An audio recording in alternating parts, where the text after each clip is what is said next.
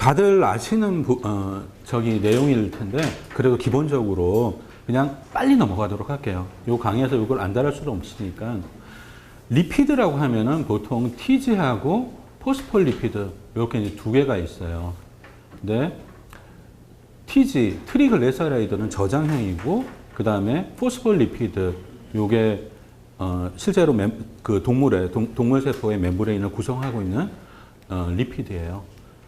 보시면은 여기 요것들 다 요거 그다음에 여기 보면은 테일이 있어요. 요거는 포스폴리피드인데 요 테일 요게 다 페리 엑시드예요. 그러니까 페리 엑시드만 틀리고 그 뼈대가 이제 구조가 약간 이제 틀린 거죠. TG하고 포스폴리피드는. 주로 오늘은 이제 포스폴리피드에 대해서 페리 엑시드에서 공부를 할 텐데요.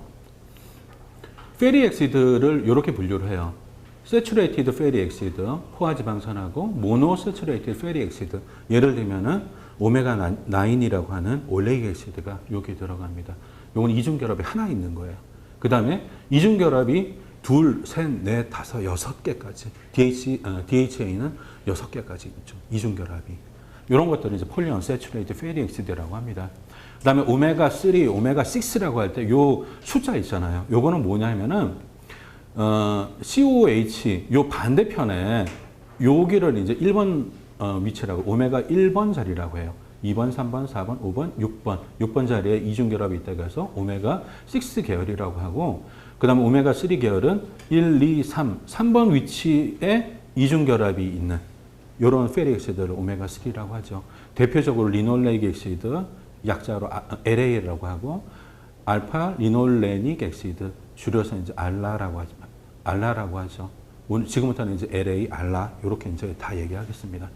대표적인 오메가 6, 오메가 3 페리 엑시드예요. 다음 슬라이드 볼게요.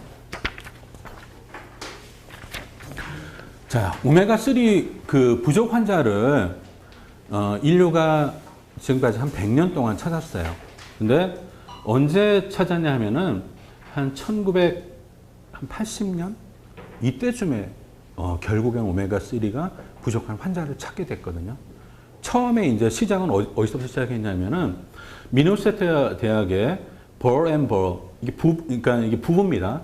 미스터 벌, 미세스 벌. 이 두 명의 이제 부부 과학자가 동물 실험했어요. 쥐를 가지고 동물 실험했는데 LA를 고갈시켰더니 어떤 이제 증상이 나오고 알라를 고갈시켰더니 어떤 증상이 나오고.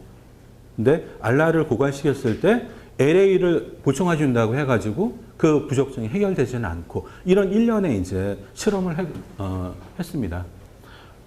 1933년도에 여기 한센 이분이 이제 미네소타 대학의 의사였어요. 대학 병원의 의사였는데 닥터 버앤버 요 부부의 이제 제자겠죠. 이 사람이 소아 피부염 환자들을 그 당시에 굉장히 많이 보게 됐어요. 왜냐하면 그때 유행이 뭐였었냐면은 그 엄마 젖을 먹이는 게 아니라 우유를 먹였어요. 그러니까 지금은 이제 되게 이상하게 생각하지만 그 당시만 해도 그 여자들이 모유 수유하는 거를 굉장히 이상하게 생각했던 그때였거든요. 그리고 그 우유를 이제 어떤 우유를 먹었냐면은 스킴드 우유라고 해가지고 저지방 우유라고 이제 번역할 수 있겠는데 그거를 이제 제거를 해요. 지방을 다 제거를 해요. 그러면은 오메가 6, 오메가 3 이런 것들이 이제 제거가 되는 겁니다. 그런 우유들을 애들이 많이 먹었어요. 그리고 칼로리가 약간 떨어지니까 설탕을 조금 집어넣어가지고 만든 그런 우유들을 1930년도 이 당시에 굉장히 많이 먹었습니다. 그 당시에 아기들 피부 상태가 굉장히 안 좋았어요.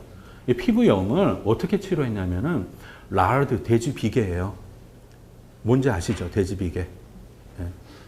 요즘 외국에서는 그 식물성 기름, 식용유 대신에 돼지 기름 아니면 버터 이런 거를 이제 쓰려고 하는 움직임이 있는데 조성은 어떻게 되냐면 한 11% 정도가 폴리 언세츄레이트 페리 엑시드예요. 오메가 6, 오메가 3, 이렇게 돼 있는데 여기 안에 이제 좀 들어 있으니까 이게 보충이 돼 가지고 그 소아들의 피부염이 치료가 된 겁니다. 그렇지만 이제 이거는 이렇게밖에 얘기할 수가 없어요.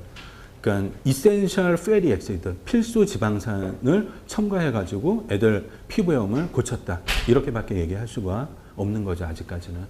자, 1969년도에 어떤 할머니가 있었어요. 이게 다 미네소타 대학에서 발표한 논문입니다. TPN이라고 해가지고 Total Parenteral Nutrition이에요. 이게 저기 음식을 자기 힘으로 못 먹는 사람들이 분명히 있거든요. 그런 사람들은 여기서 이렇게 쏴가지고, 그러니까 그 정맥 주사를 하거나 아니면은 여기 쇠골이 있어요. 이 쇠골 밑에 정맥에다가 이렇게 꽂아가지고 영양을 공급을 합니다. 근데 한 달 있다가 더마타이티스가 나왔어요. 그러니까 분명히 이제 의사들이 이센셜 패티 액시드 부족이라고 생각을 하고 뭔가를 이렇게 좀 줘야 될 것 같은데 이때까지만 해도 정맥 주사를 할 수 있는 리피드 제제가 허가돼서 나온 게 없었어요. 의사들이 어떻게 했냐면 콩기름을 피부에다 발라줬어요. 거의 효과가 없는 겁니다. 그리고 이 시럼 검사를 했더니 오메가3가 거의 없고요. 그 다음에 오메가6는 헬스 컨트롤에 한 20% 정도 있는 이런 상태인 거를 이제 그 조사를 피를 채취해가지고 검사를 해가지고 밝혀낸 거예요. 결국 할머니 이제 sepsis로 죽었어요. 그러니까 필수 지방산 부족을 해결하지 못한 채로 이제 죽었고, 이거를 계기로 해가지고 의사들이 FDA에다가 토탈 퍼렌트럴 뉴트리션을 할 때 리피드 제제를 쓸 수 있게끔 그때 이제 허가를 해달라고 FDA 청원을 하고 FDA가 이제 승인을 하자마자 두 가지 제품이 나왔어요. 하나는 홍화씨유를 기본으로 해가지고 만든 리피드 제제가 나왔고, 하나는 콩기름을 기본으로 해가지고 만든 제제가 나왔는데, 홍화씨유는 아시겠지만은 오메가3가 하나도 없습니다. 거기는 거의 한 1% 이렇게밖에 없고, 그다음 콩기름에는 조금 있어요. 다음 슬라이드 볼게요. 1982년도에 6살 소녀가 총을 맞아가지고 장이 망가졌어요. 그래서 IV로 영양을 공급받을 수밖에 없었습니다. 근데 홍화씨유가 함유된 정맥 주사를 맞기 시작했어요. 5달 있다가 보니까 이 노란색 요런 증상들이 이제 뚜렷하게 나왔는데요. 사지에 감각이 없고 저리고, 그다음에 따끔따끔 쑤셔요.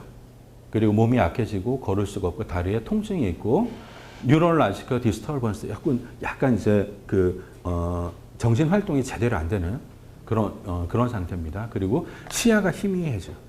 이런 증상이 나왔고, 피검사 결과를 봤더니 오메가3가 굉장히 많이 부족한 겁니다.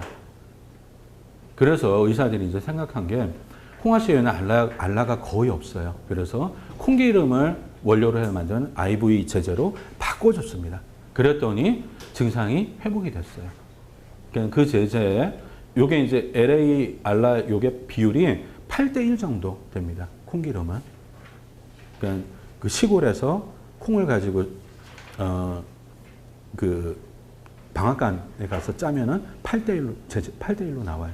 그렇지만 시중에 파는 콩기름은 이렇게 안 나오죠. 한 10대1을 가볍게 이렇게 넘어가요. 그래서 콩기름을 많이 그러니까 콩기름을 굉장히 현대인들이 많이 먹기 때문에 오메가6, 3 이 불균형이 생기는 겁니다. 근데 하여튼 그 리피드 제제는 그래요. 자, 이 8대1 제제, LA 알라 8대1 제제가 한동안은 아무 문제가 없는 줄 알았어요. 근데 이제 지금은 이제 여러 가지 건강상의 문제가 발생한다는 게 알려졌는데요. 지방간부터 시작해가지고 피브로시스까지 다양한 간 질환에 걸려요. 이게 이제 잘 확립이 된 겁니다. 그래서 8대1로 안 된다는 걸 이제 알게 됐고, 특히 가장 먼저 타격을 받는 게 어디냐? 간이라는 거를 이제 알게 됐어요. 자, 어린이들은 한 60%까지 간 질환이 와요. 그리고 특별한 경우는 이 8대1 제제를 투여한 지 이틀 있다가 바로 지방간이 생기는 이런 것도 보고가 됐습니다. 어른들은 상대적으로 조금 잘 버텨요. 왜냐하면 그동안 이제 많이 좀 이렇게 쌓아놓은 것도 있고, 하여튼 이제 애기들이랑 어른이랑은 조금 다른데, 애기들이 특히 이 8대1 제제를 투여를 하면은 간에 문제가 생겨요. 2006년도에 미국 소아과 학회지에 보고된 게 이게 엄청난 이제 충격을 줬는데요. 2명의 어린이들이 간질환에 걸린 거를 보고를 합니다.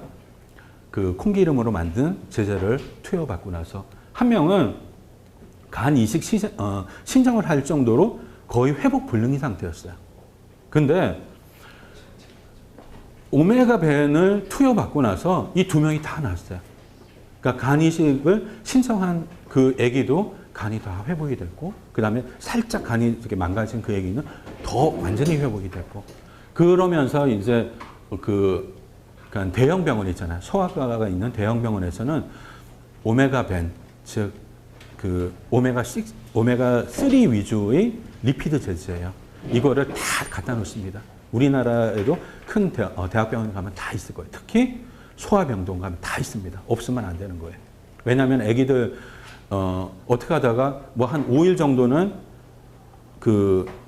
안 먹고 정맥 주사를 이렇게 맞을 그런 상황이 무수히 생겨요. 혹은 한 달, 2달, 아니면 평생. 그런 경우는 별로 없겠지만은 한 달, 2달 이렇게는 밥을 못 먹는 그런 경우 있잖아요. 그러면 티펜 맞아야 되거든요. 그럴 때 오메가벤을 꼭 섞어주는 겁니다. 그게 이제 지금은 원칙으로 되어 있어요. 자, 이게 오메가벤입니다. 오메가벤은 요게 요게 LA입니다. LA고 빨간 게 이제 오메가6예요. 초록색이 오메가3인데 요게 알라고요. 다음에 요게 EPA, 요게 DHA입니다. DHA가 1리터 안에 20g, 그 다음에 EPA도 20g 이렇게 이제 들어있는 제제예요. 다음 슬라이드 볼게요. 자, 이 그림 많이 보셨을 겁니다. 그래서 그냥 한번 보고 넘어가도록 하겠습니다. 자, 문제는 오메가6, 3 균형이 맞아야 된다는 거 다들 잘 알고 계세요. 여기까지 공부하러 오시는 약사님들이라면은 이거 모르는 약사님 없어요. 균형이 잘 맞아야 된다. 자, 그렇지만은 롱체인 오메가3 이거를 보충할 필요성이 있는가? 그러니까 보충을 해야 된다는 게 현재 이제 주류 의견이죠. 왜냐하면은 알라서부터 EPA, DHA 이렇게 이제 전환을 시켜야 되는데 이 전환율이 너무 떨어져요. 그러니까 전환율이 가장 높은 동물은 초식 동물이고요. 육식 동물은 전환율이 가장 낮고 인간은 잡식 동물인데 그 사이에 있어요. 인간은 초식 동물이 아니에요. 그래서 전환율이 낮아요. 그렇기 때문에 롱체인 오메가3를 보충을 해줘야 됩니다. 예를 들면은 그 베간 다이어트라고 해가지고 고기 안 먹고 이제 풀 뭐 이런 것만 먹는 채식주의자죠. 그런 것만 먹는 사람들이 미국에 되게 많아요. 우리나라에는 별로 없는 것 같은데 그 사람들 오메가3 보충제 먹으러 갑니다. 그러니까 피쉬 오일 그걸 먹으라고 해요. 안 먹으면 부족해지니까. 자, 다음 슬라이드로 넘어가도록 하겠습니다. 현대인들의 오메가6, 3 섭취 비율 문제 심각하다는 거 다 알고 있죠. 서구는 평균이 17대 1 정도. 그 다음에 개중에 이제 엄청나게 망가진 사람들도 되게 많습니다. 50대 1, 뭐 100대 1까지. 이렇게 이제 망가진 사람도 있지만 평균은 15대 1, 뭐 17대 1 이렇게 얘기해요. 동양은 어떤가 한번 살펴보도록 할게요. 일본의 역학조사 결과인데요. 2006년도에 발표를 했습니다. 일본 사람들, 자, 어떤 사람이냐면 아주 건강한 40살에서 59세까지의 성인 한 4만 명을 모았고요. 그래가지고 모자마자 요 조사를 했습니다.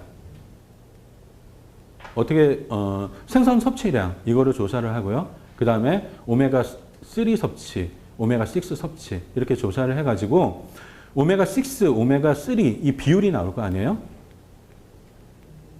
이 비율로 가장 이제 비율이 안 좋은 사람들은 이제 22대 1 이렇게 되고 가장 좋은 사람들은 5.7 이렇게 했는데 5분의 1로 나눈 거예요. 5등분을 한 겁니다. 자, 이 사람들은 오메가3 균형이 그래도 그나마 가장 잘 맞아 있는 사람들이에요. 이 사람들을 봤더니 생선 섭취량이 180g이에요. 이 정도면은 오메가3를 생선을 통해서 얼마를 섭취하는 겁니까? 보통 1%라고 하죠. 생선마다 조금씩 틀리지만은 180g이면은 1800mg. 이거를 매일 먹는 이제 그런 택이에요. 자, 이 사람들을 10년 동안 추적을 했어요. 코로너리 이벤트. 관상동맥에 무슨 문제가 생기는지 이거를 추적 조사했더니 코로너리 이벤트가 258건이 발생했는데 대부분이 마이오카르디악 인파렉션이에요. 심근경색입니다. 그래서 심혈관계 질환 하면은 일반적으로는 심근경색이 가장 많기 때문에 거의 70% 80%이기 때문에 심근경색을 주로 이제 얘기를 많이 해요. 198건의 심근경색이 일어났는데 봤더니 오메가 6, 3 섭취 비율이 가장 안 좋은 사람들, 이 사람들이 심혈관 마이오카르디아 인파렉션이 일어날 위험도를 1이라고 했을 때 이 가장 상태가 좋은 5분위 이 사람들은 한 0.3밖에 안 돼요. 자, 다음 슬라이드 한번 보도록 할게요.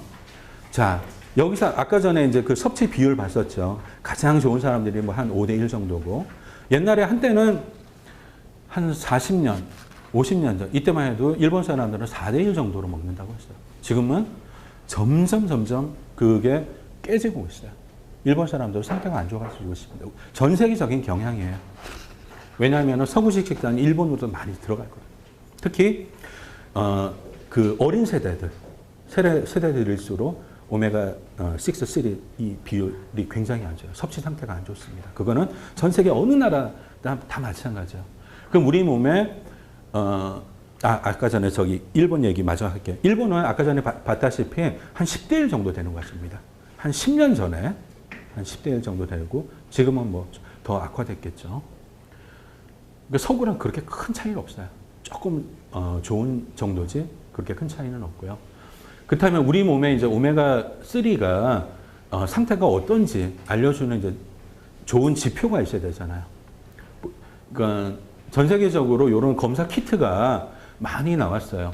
요거는 영국에서 나오는 제품인데 어떻게 영업을 하냐면은 병원에 이제 공급을 하고 의사가 봤을 때 오메가 3가 좀 부족할 것 같다 하면은 피를 뽑아가지고 회사에 넘겨요. 그러면은 의사한테 이제 그 결과가 이렇게 보고되는 그런 스타일로 지금 영업을 하고 있는데요.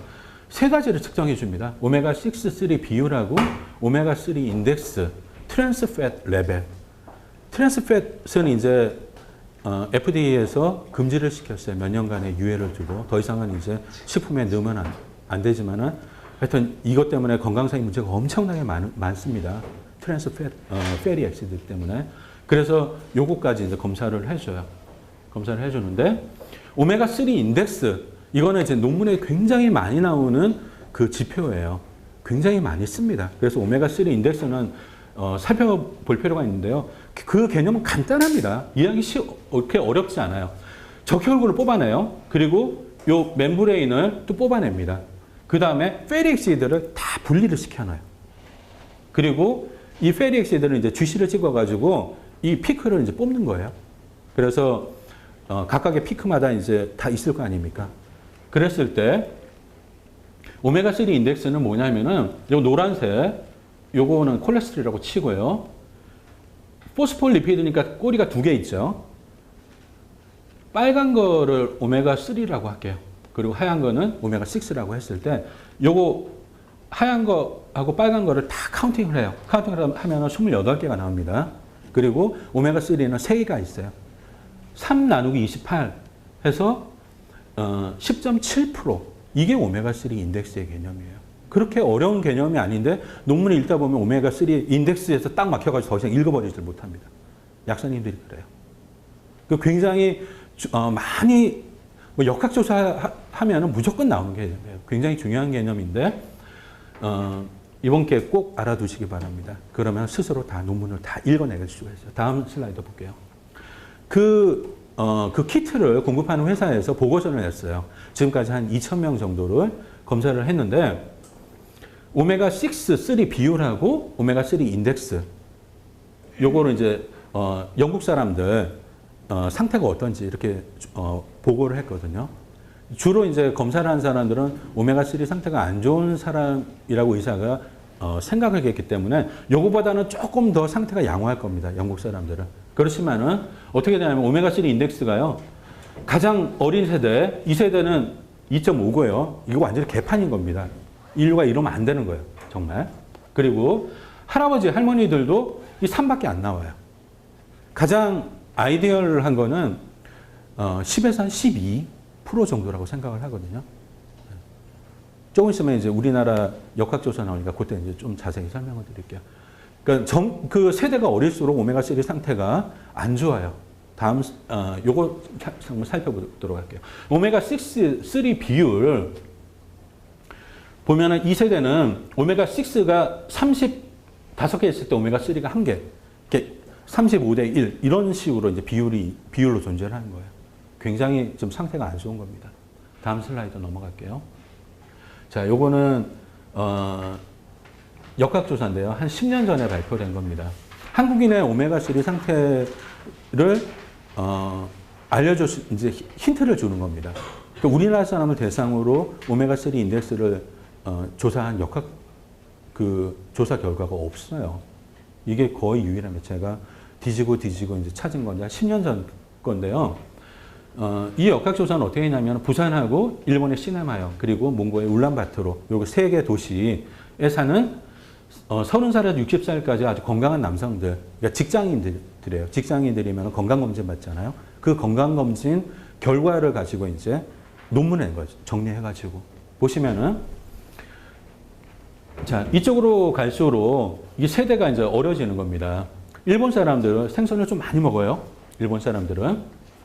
근데 부산 사람들은 좀 연세가 있으신 분들은 오메가 인덱스가 한 9 정도 나오고요. 그 다음에 30대는 한 6 정도 이렇게 나옵니다. 그러니까 이거를 이제 통해서 유추해 볼 수 있는 게 10년 전 자료예요. 그럼 요거보다 좀 더 내려갔다고 생각할 수가 있고, 그 다음에 부산 이렇게 이제 바다 접한 사람들은 그나마 상대적으로 좀 괜찮을 거라고 생각하고 하면 되고, 서울은 30대 남자 하면 이제 한 5 정도 대충 이렇게 생각하면 되겠죠. 그거는 평균입니다. 평균 그렇게 감을 잡으면 되고, 그 다음에 건강 상태가 조금 안 좋다라고 한 사람은 오메가3 상태가 더 안 좋아요, 분명히. 그런 사람들은 4, 5, 3 이렇게 생각을 해주면 됩니다. 아시겠죠? 다음 슬라이드 볼게요. 자, 이 케이스를 한 3개 정도 볼 텐데요. 케이스는 누가 발표한 거냐면 아까 전에 그 영국에서 그 키트 장사하던 그 회사 있잖아요. 그 회사에서 발표한 건데요.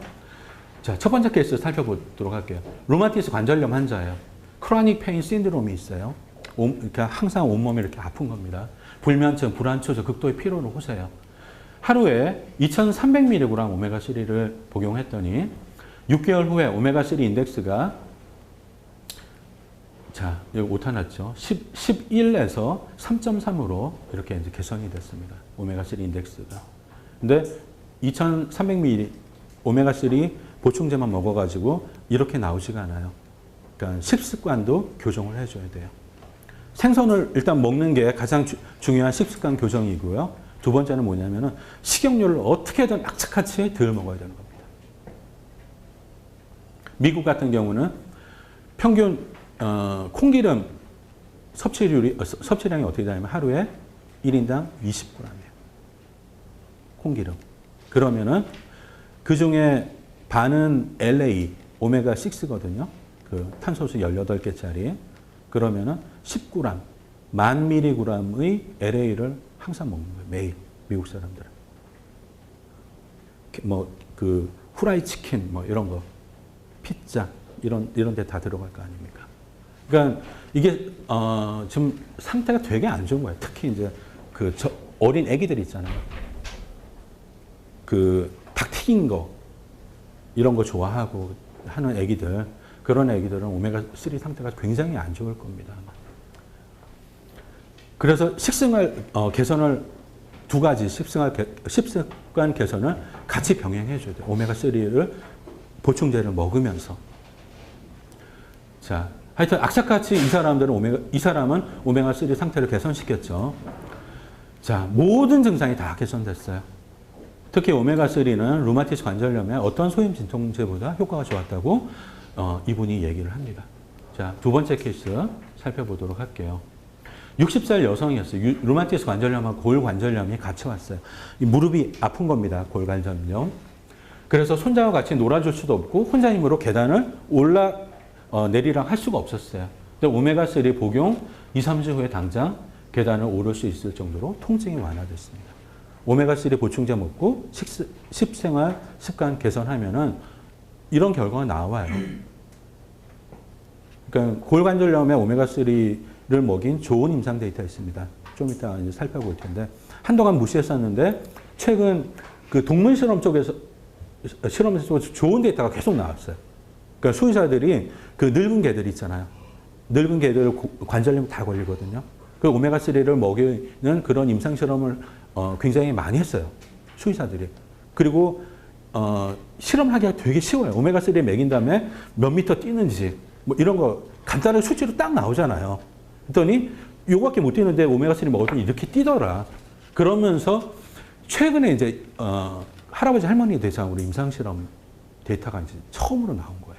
그 동안에는 그 전까지만 해도 골관절염에 오메가3를 먹으라고 하면은 먹으라고 한다. 이거는 이제 주류 의견은 아니었어요. 그렇게 권하면은 조금 이상한 사람 취급했어요. 그리고 조심스럽게 얘기를 하고. 그 다음에 제가 알기로는 하정원 선생님이 옛날 전부터 오메가3 먹으라고 했다고 하는데 이제 이렇게 조심스럽게 얘기를 할 수밖에 없는데 지금은 이제 좋은 임상 데이터가 나왔으니까 강력하게 권해야 되는 겁니다. 자, 세 번째 케이스 볼게요. 75세 남성이 있어요. 각질이 일어나고 가려운 피부로 평생을 고생했어요. 70년 동안.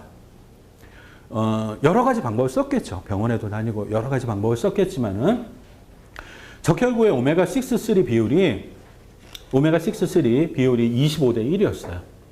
식물성 기름 섭취량을 줄이고 오메가3를 복용했더니 2달 후에 피부가 거의 다 완치가 됐어요. 그리고 그 전에 불안하고 우울했던 거 이런 것까지 다 개선이 되었다고 합니다. 자, 다음 슬라이드 볼게요. 심혈관계를 지킨 오메가3 연구 역사 이게 좀 파란만장합니다. 한번 살펴보도록 할게요. 최근에 안 좋은 임상 데이터가 나와가지고 오메가3의 가장 기본적인 효능 이게 이제 공격받으면서 오메가3의 다른 효능까지 같이 그냥 덤탱이 써가지고 이렇게 넘어가는 거 있잖아요. 그리고 괜히 오메가3는 효과가 없는 것 같고 이런 게 이제 사회적으로 좀 분위기가 좀 형성이 됐던 것 같아요. 한때. 자, 그래서 이 파란만장했던 역사를 한번 쭉 보고 평가를 한번 해보도록 하겠습니다. 이게 왜냐하면 오메가3의 가장 기본적인 효능이기 때문에 그래요. 세븐 컨트리 스터디라고 있었어요. 이게 미국의 미네소타 대학에서 주도적으로 이제 한 역학조사인데요. 한 40년, 50년 동안 한 몇 번 논문을 냈어요. 7개 나라를 선택해가지고 그 사람들이 어떤 질병에 걸려서 죽는지, 그 얼마나 많이 죽는지 이런 아주 기본적인 조사를 한 거예요. 자, 이 조사는 가장 최근에 나온 건데요. 언제 나왔냐면은 지금부터 한 20년 전에 발표되고 그 다음에 이제 이 스터디는 종료를 했습니다. 그러니까 알아낼 걸 다 알아낸 거예요. 이게 맨 마지막 데이터인데요. 보시면은 15년 all cause death rate예요. 그러니까 모든 종류의 원인으로 죽는 비율 15년 있으면은 봤더니 그리스가 가장 이 몰텔러티 이 사망률이 낮아요. 근데 바로 전에 역학조사에서는 어떻게 나왔냐면은 일본, 이탈리 이 사람들도 굉장히 사망률이 낮은 걸로 나왔거든요.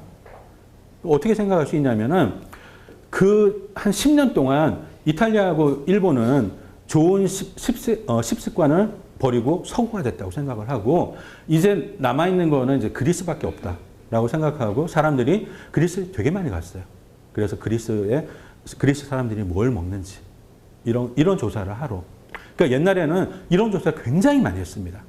한 30년, 40년 전에. 근데 그리스에 가가지고 사람들이 다 실망을 했어요. 그리스 사람들도 이제 초심을 버리고 서구화된 식단을 막 먹는 거예요. 그런데 유일하게 그리스 남단에 크레타 섬이라고 있습니다. 굉장히 영양학에서는 중요한 섬이에요. 영양학 학 교재에서는 이제 무조건 나옵니다. 크레타 식단이 굉장히 중요한 비중을 차지해요. 한 20페이지, 30페이지 정도 배웁니다. 그 사람들이 뭘 먹는지. 크레타 사람들이 유일하게 좋은 식습관을 계속해서 그러니까 유지하고 있었어요. 크레타 식단의 특징을 한번 살펴볼게요. 크레타 식단이라고 들어보셨어요? 들어보신 분? 한 번도 못 들어보셨어요? 자, 크레타 식단. 이 관광지로 굉장히 유명한 데입니다. 되게 아름다운 데예요. 특징이 뭐냐면 오메가6, 3 이 섭취 비율이 2대1 혹은 1대1이에요. 굉장히 좋고요. 그리스 정교 영향으로 수요일하고 금요일마다 생선을 섭취해요. 개신교하고 카톨릭은 이 오래된 이 전통을 버렸어요. 일주일에 2번 생선을 먹는 거. 예수님 사후에 쭉 먹어왔었는데 지금은 다 버렸죠. 그리스 정교는 아직까지 이렇게 먹고 있어요. 공식적으로 먹습니다. 다 지켜야 돼요. 그래서 수, 금요일에는 생선을 섭취했어요. 그리고 프리레인지로 키워요. 프리레인지로 키운다고 하면 뭐냐면은 공장식 축산이 아니라 그냥 방목해가지고 네가 그냥 먹고 싶은 대로 먹고 커라. 그게 이제 프리레인지로 키운다는 거거든요. 이렇게 키운 닭고기, 소고기, 돼지고기, 양고기, 달걀, 버터를 먹어요. 아직까지. 다음 슬라이드 좀 부탁해요. 자, 보시면은 이게 1989년도 뉴 잉글랜드 저널 오브 메디선에 발표된 논문인데요. 굉장히 좋은 저널이죠. 실험은 굉장히 단순한 실험이에요. 그런데 전 세계적으로 좀 충격을 주는 실험인데 초록색이 뭐냐면은 크레타 섬에서 나온 계란이고요. 그 다음에 빨간색이 미국 슈퍼마켓에서 나온 계란이에요. 보시면은 알라, LA, 그 다음에 토탈 오메가3, 토탈 오메가6 이렇게 나오죠. 근데 보시면은 크레타 섬에서 나온 거는 오메가6, 3 이 비율이 한 1대1 정도 이렇게 됩니다. 그 다음에 빨간색을 볼게요. 미국 슈퍼마켓에 있는 거는 한 20대1 정도예요. 원래 계란은 오메가3가 굉장히 많아야 돼요. 특히 DHA가 많아야 됩니다. 왜냐하면은 그 계란에서 그 닭의 머리가 나와야 되잖아요. 그렇기 때문에 원래는 오메가3가 굉장히 풍부한 먹거리임에도 불구하고 지금 이상한 방법으로 축산을 하니까 계란이 이렇게 개판인 계란이 나오는 거예요. 제가 어렸을 때 시골에 자랐는데 할머니가 계란이 이제 나오면은 그 젓가락으로 콕 찔러요. 그 다음에 저보고 빨아먹으라고 했어요. 거기에 막 똥도 좀 묻어있고 막 한데 대충 이제 물로 이렇게 살짝 씻어내고 그걸 빨아먹으라고 했어요. 굉장히 고소했던 기억이 나거든요. 근데 지금 마트에 가서 계란 사가지고 그렇게 먹으면은 다 토하죠. 자, 세 번째 이 특징은 뭐냐면 달팽이를 즐겨 먹어요. 이게 로마 사람들이 달팽이를 굉장히 좋아했다고 하는데 그래서 쫙 유럽 전역에 퍼뜨렸어요.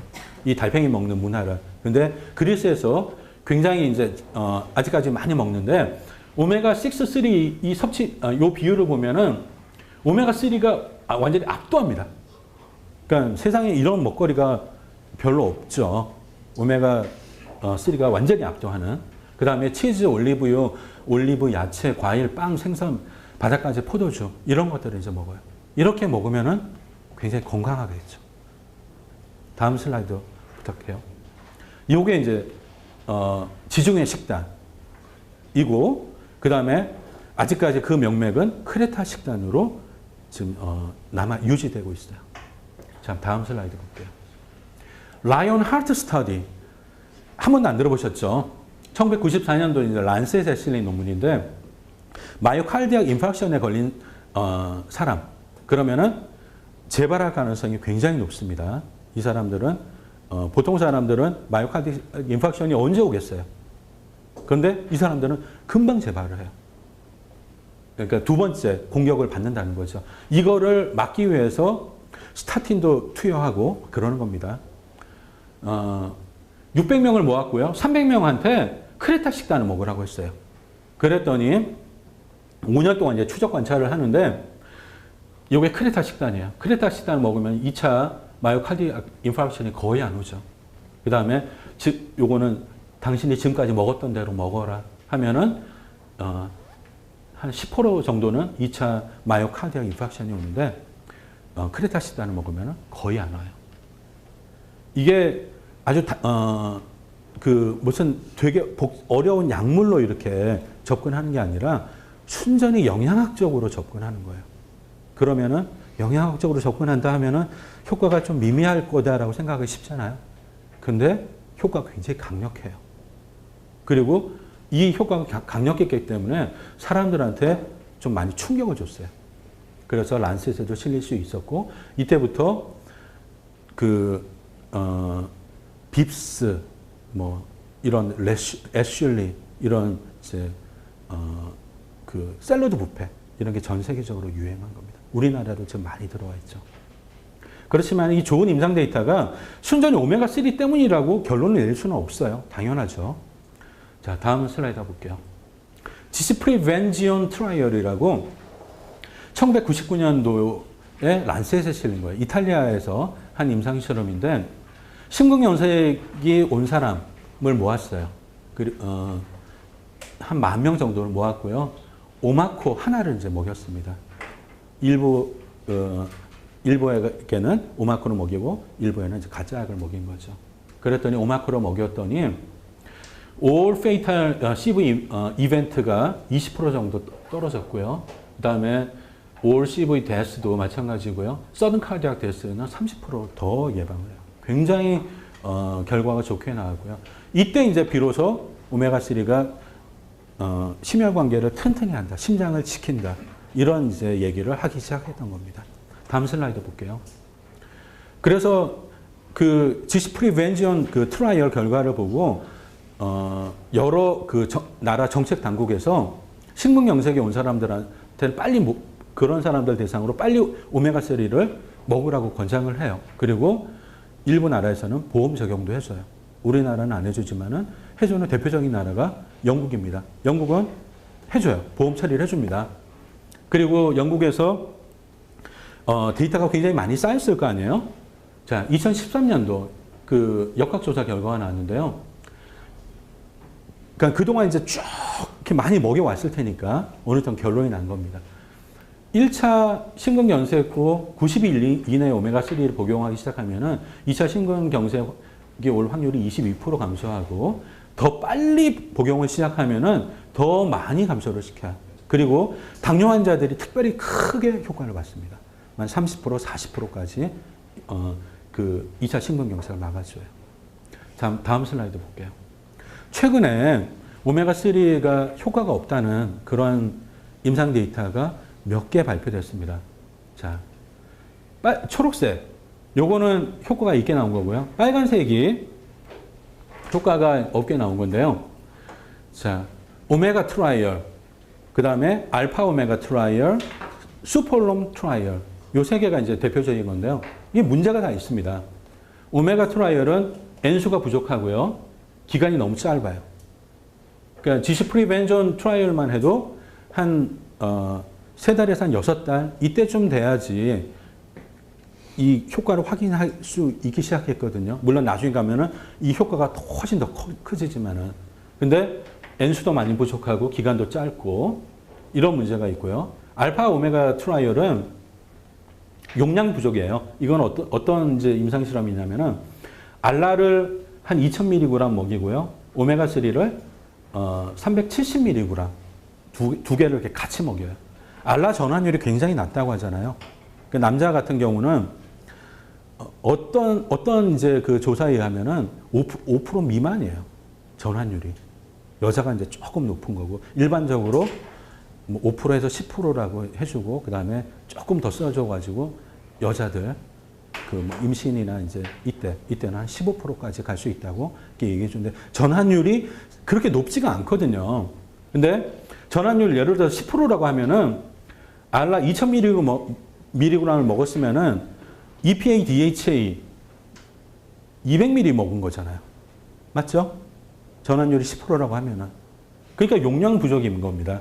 여기서 200ml 먹고 여기서 375mg 먹어봤자 이거 얼마 먹은가 이래가지고 무슨 저기 심혈관계 그 사고를 사고 일어나는 걸 예방할 수 있겠어요. 이거는 그러니까 실험을 잘못한 거죠. 한마디로.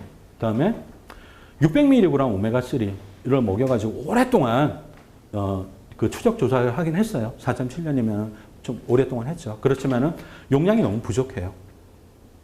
그리고 지금 어떻게 생각하고 있냐면은 지시프로벤션 트라이얼 이게 1999년도에 발표가 됐었는데 처음에 시작할 때는 스타틴 복용률이 한 10%, 20%. 이 정도밖에 안 됐거든요. 임상실험 참가자들 중에. 근데 끝날 때쯤 되니까 90%가 넘어갔어요. 그러니까 스타틴이 한번 심혈관계 사고가 일어날 그 위험도를 좀 낮춰주고, 그 다음에 낮춰주니까 오메가3는 그 심혈관계 위험률을 낮춰주는 효과가 그 옛날만큼 그렇게 크게 나오지가 않는 거예요. 조금 나올 수 있는 겁니다. 옛날에는 한 30% 이렇게 났다면은 스타틴을 먼저 이렇게 한번 쳐주니까 한 15% 이렇게 쳐주니까 한 5% 이렇게밖에 못 나오는 거예요, 지금은. 그래서 스타틴 이렇게 먹는 사람들 주위에 많죠. 2차 심근경색을 예방하기 위해서 아니면 심혈관계 질환을 예방하기 위해서 먹는 사람이 많은데 어느 정도 먹인 게 좋냐면은 젤리스 임상실험이라고 있습니다. 이게 일본에서 한 건데 한 2000ml 먹였거든요. 그러니까 이렇게 좋은 결과가 나요. 여기 있는 사람들 다 스타틴 먹고 있는 사람들입니다. 거의 100%. 요즘 임상실험에 참가하는 사람들은 100% 스타틴 먹고 있다고 생각하시면 돼요. 그래서 저는 이런 일련의 임상실험 결과를, 임상실험은 도스 파인딩 프로세스라고 보고 싶어요. 그러니까 오메가3가 효과가 없다는 게 아니라 효과는 있는데 어느 정도를 먹이면 적당할까. 그 도스를 찾는 이제 그 프로세스가 필요하거든요. 근데 스타틴이 들어오면서 옛날에는 한 1000mg만 먹였으면 충분히 좋은 결과가 나왔었는데 이제는 한 2000mg 정도 먹이는 게 좋겠다. 혹은 조금 더 적극적으로 3000mg. 이 정도가 좋겠다. 저는 이렇게 생각합니다. 다음 슬라이드 볼게요. 자, 오메가3에 대한 진화론적인 고찰을 좀 해보도록 하겠습니다. 기초를 아주 탄탄하게 하는 의미로 좀 공부를 해주시면 좋겠고요. 빨리빨리 넘어가겠습니다. 자, 다음 슬라이드 부탁해요. 자, 이상적인 오메가6 섭취 비율은 1대1이다. 저는 이제 그렇게 생각하고 요즘 들어서 이렇게 생각하는 사람들이 굉장히 많아지기 시작했어요. 이게 이제 현재 주류 의견이고 옛날엔 1대1, 1대4 뭐 대체 오케이라고 생각했는데 지금은 1대1이 가장 이상적일 거라고 생각을 하고 있고요. 구석기인들은 오메가6 섭취 비율이 0.8이었을 거라고 지금은 생각하고 있습니다. 왜냐하면은 그 헌터 게더러 생활, 그러니까 사냥, 채집 이렇게 이제 이렇게 해가지고 먹었던 게 구석기인들이거든요. 이 사람들의 그 생활 습관을 그대로 유지하고 있는 사람들이 지금도 조금 있어요. 2차 세계대전 전에는 엄청나게 많았고 아프리카만 가면은 하루에도 뭐 몇 개의 부족들을 만날 수가 있었어요. 그 사람들한테 먹거리를 이렇게 얻어가지고 조사를 한 논문이 한 50개 정도 내려오거든요. 보면은 오메가6 섭취 비율은 보통 한 0.8대 1 이 정도로 나와요. 그 한 50개 내려오던 논문을 종합하면은. 그래서 0.8대 1이라고 생각을 하고 있는 거고요. 그다음에 유럽, 미국은 15대 1, 17대 1이라고 생각을 하고 있고요. 그다음에 일본은 4대 1이라고 하는데 지금은 이제 이거보다 훨씬 더 악화되어 있고 요게 이제 재밌습니다. 인도 시골하고 인도 도시인데요. 인도 시골은 도시보다 훨씬 더 양호해요. 이 도시 사람들이 오메가3 상태가 안 좋은 게 뭐냐면은 과일하고 야채를 옛날 그 농촌에 있을 때보다 얻기가 쉽지가 않아요. 그래서 하층민들이 오메가3 상태가 굉장히 악화됐습니다. 그거는 좀 못 사는 나라에서는 굉장히 일반적인 현상이에요. 도시에 가면은 도시에 사는 노동자들 오메가6 섭취 비율이 굉장히 안 좋고 그다음에 우리나라에서도 이유만큼 크지는 않겠지만은 그래도 어느 정도는 적용이 되겠죠. 상식적으로. 자, 이제 본격적으로 이제 진화론적인 고찰을 한번 해볼 텐데요. 해양 생태계에 EPA하고 DHA가 풍부하잖아요. 이유가 뭐냐면은, 자, 요게 어디냐면은 북극입니다. 북극에 이게 빙하예요. 여기가 이제 바다입니다. 이쪽이. 여기 위쪽에 이제 큰 빙하가 있겠죠. 여기 수온이 굉장히 낮아요. 햇빛도 안 들어옵니다. 옛날에는 여기는 생명체가 살 수 없을 거라고 생각을 했어요. 근데 봤더니 여기 초록색 있잖아요. 여기 이끼처럼 낀 거. 이게 알지예요. 알지. 근데 이 알지는 보통 알지랑 다르게 되게 커요. 크고 그다음에 조그만 빛만 들어와도 이걸 이용해가지고 광합성을 합니다. 그리고 이 알지는 EPA나 DHA가 굉장히 많아요. 이 알지 안에는. 왜 EPA하고 DHA가 많지 않으면 안 되냐면은 여기 수온이 너무 낮잖아요. EPA하고 DHA가 많아야지 안 얼어요. 이중결합 숫자가 많아지면은 이 멤브레인의 유동성을 높여주거든요. 그래서 보면은 북쪽으로 갈수록 EPA, DHA가 많습니다. 남쪽으로 내려올수록 EPA, DHA가 많고요. 그 다음에 바다를 보면은 깊은 곳으로 갈수록 EPA하고 DHA가 많아요. EPA하고 DHA 없으면은 그 고압을 이기지 못하고 펑 터져요. 그래서 많습니다. 이 그레디언트를 이뤄요. 어떤 알지는 EPA를 많이 생산하고요. 어떤 알지는 DHA를 많이 생산해요. 그러니까 알지마다 다 틀리죠. 그래서 최근에 이제 DHA를 아주 많이 만드는 알지를 어떻게 구해서 되게 많습니다. 근데 그거를 구해서 거기서 DHA를 추출해가지고 RGDHA라고 좀 제품으로 좀 나오는 것 같아요. 아직까지 되게 비싸요. 가격이 되게 비쌉니다. 나중에 경쟁이 더 치열해지면은 많이 쓸 수 있을 것 같기도 한데 지금 현재는 가격이 너무 비싸고 가격 대비 성능은 조금 떨어지는 것 같아요. 근데 주시하고 있어요. 가격 대비 성능이 이제 어느 정도 일정 수준이 오르면은 약사님도 많이 쓰셔야 됩니다. 특별한 경우에는 DHA가 많이 들어가 있는 오메가3 제제가 유리한 경우가 있어요. 자, 다음 슬라이드 볼게요. 자, 브레인은 DHA가 풍부한 해양 생태계에서 먼저 만들어졌어요. 육상 생태계는 DHA가 부족해요. 해양 생태계에 풍부하고. DPA하고 아라키도닉 액시드 얘네들도 탄소수가 길고 이중결합 숫자가 많아요. 그렇지만은 DHA가 불포화 지방산의 끝판왕이거든요. 탄소수가 22개고 이중결합수가 6개예요. 가장 유동성이 높은 그런 이제 페리 엑시드인데 DHA가 어느 생명체의 브레인을 봐도 넘버원 페리 엑시드예요. 가장 많아요. 보통 뇌에는 20%가 DHA예요. 어떤 생명체를 봐도. 그리고 DPA나 아두레닉 엑시드 이걸로 DHA를 대체를 하지 못해요. 예를 들면은 DPA는 오메가3인데 탄소수 22개, 이중결합수 5개예요.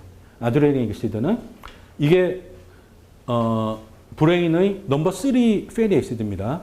아두레닉 엑시드 그냥 듣고 까먹으면 돼요. 이거 다 외울 필요는 없습니다. 넘버 2가 어느 생명체의 뇌를 봐도 넘버 2는 아라키도닉 엑시드예요. 그냥 순서가 DHA, 아라키도닉 엑시드, 아두레닉 엑시드. 요 3개가 메이저고 그다음에 나머지는 거의 없어요. 이 대체할 수 있을까? 대체할 수 없습니다. 지금까지 그런 생명체를 발견한 적이 없어요. 그래서 브레인 기능에 DHA가 꼭 필요할 거라고 이제 생각을 하고 있고요. 브레인은 20%가 DHA고 그다음에 다른 장기들을 보면은 DHA가 풍부한 생명체는 DHA를 좀 많이 넣고 그다음 DHA가 부족한 생명체는 DHA 조금 넣고 이렇게 해도 간을 잘 만들어요. 그렇지만 브레인은 어림도 없다는 거죠. 자, 인류의 진화론적인 선택 이게 굉장히 중요한 선택이었는데요. 우리 인류가 그 정글에서 살다가 사바나로 진출합니다. 초원으로. 한 400만 년 전에서 200만 년 전 진출을 하고 우리 그 전에 인류는 사냥을 안 하던 그런 생명체였어요. 근데 사냥을 하겠다고 마음을 먹어요. 그래서 대신에 이제 그때 인류는 약간 두뇌가 발달됐으니까 동료들하고 의사소통을 하고 도구들을 써요. 그래서 사냥을 하는데 장점을 키우기 위해서 장점을 제대로 이제 쓰기 위해서 뇌를 키우는 진화론자들이 선택을 합니다. 뇌를 키우려고 그때부터 이제 선택을 해요. 근데 육상 생태계는 DH가 거의 없거든요. 그래서 어떤 방법을 썼냐면은 수상 생태계 발을 이렇게 들여놔요. 대표적으로 호수나 강이겠죠. 그 근처에서 조개나 물고기를 이렇게 잡아먹습니다.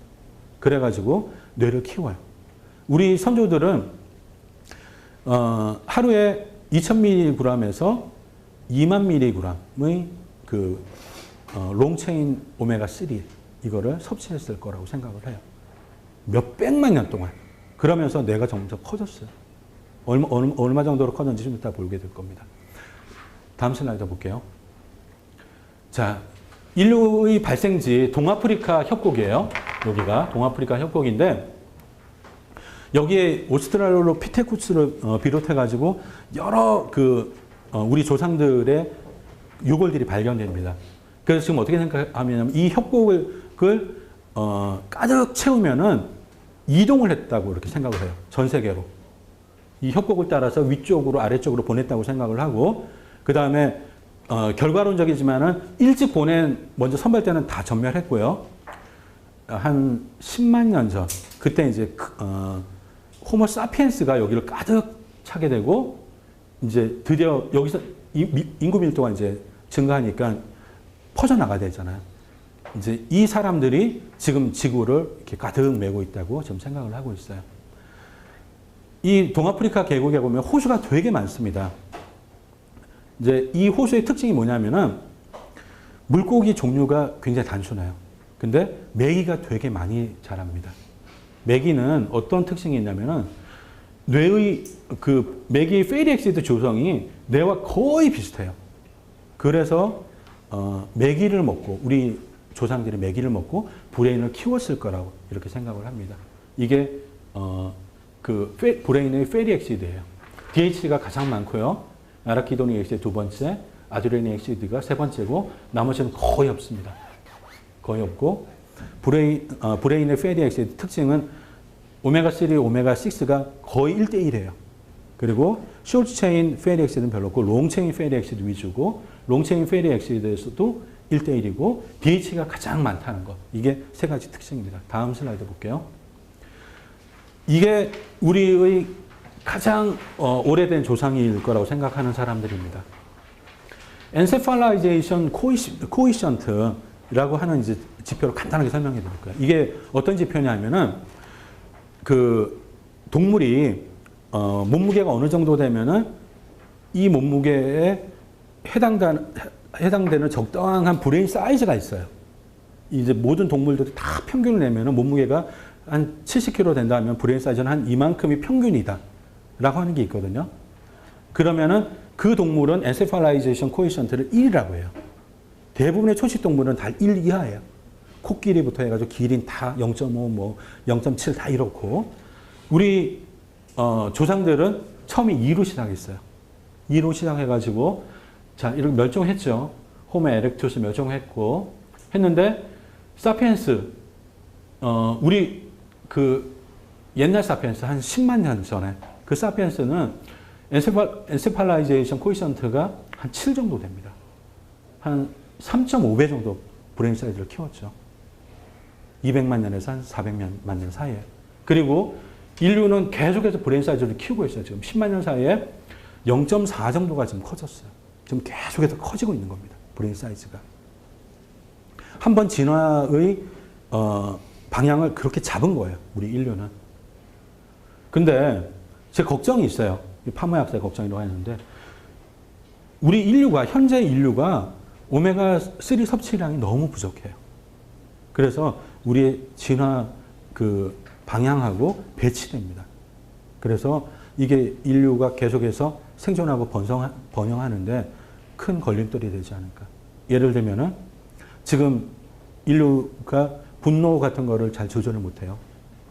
분노 같은 거 조절하는 능력이 많이 떨어졌어요. 그래서 이 버튼 하나 누르면은 지구 멸망하는 거 아닙니까? 이런 걱정이 있는 거예요.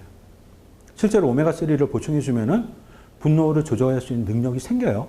그런 건 임상실험 많이 했습니다. 오늘 많이 공부할 텐데. 그래서 걱정이 되게 많이 됩니다, 이게. 자, 다음 슬라이드 볼게요.